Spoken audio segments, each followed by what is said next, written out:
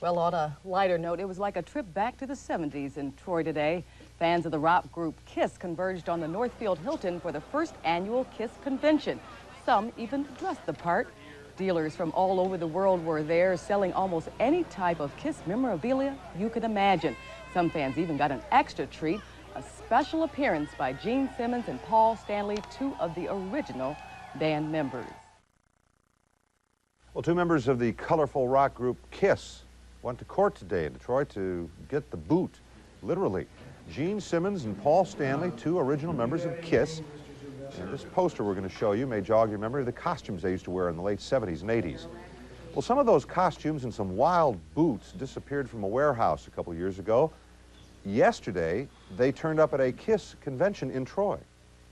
We were very careful in identifying the people who we believed literally took it or received stolen goods, and we basically just went in and got them. When something is important to you, whether it's a photo album or something that is near and dear to you from your past, it's rightfully yours, and to see someone else have it and making money off it is really unfair.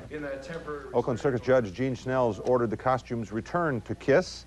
Nevertheless, the band members promised that they have no intention of dressing like this on their upcoming tour. Well, they wore their crazy costumes 20 years ago. Today, they made a surprise appearance in an Oakland County court to get their duds back. In subdued street clothes, members of the rock group KISS were in Pontiac because of a lawsuit they filed against 3 people. The trio are accused of stealing the costumes the band wore 2 decades ago. They were showing them at a KISS concert in Troy. As soon as the rockers heard, they flew in and, with the help of police, seized their relics.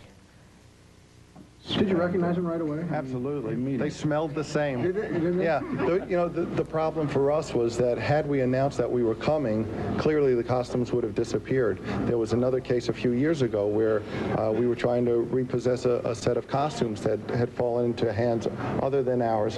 And as soon as they got wind of it, the costumes suddenly were taken to London. It's estimated the costumes are worth $30,000. Members of the rock group KISS are kissing off a legal dispute. Original KISS rockers Gene Simmons and Paul Stanley crashed a KISS convention in Troy yesterday. They walked in with a search warrant and carted off some of their original costumes that were touted as highlights of the KISS museum. Turns out those costumes were stolen. Well, today the pair came to court and decided to drop charges against the alleged costume thief. So now they have the costumes back, and for now the legal snafu is over. Thank goodness.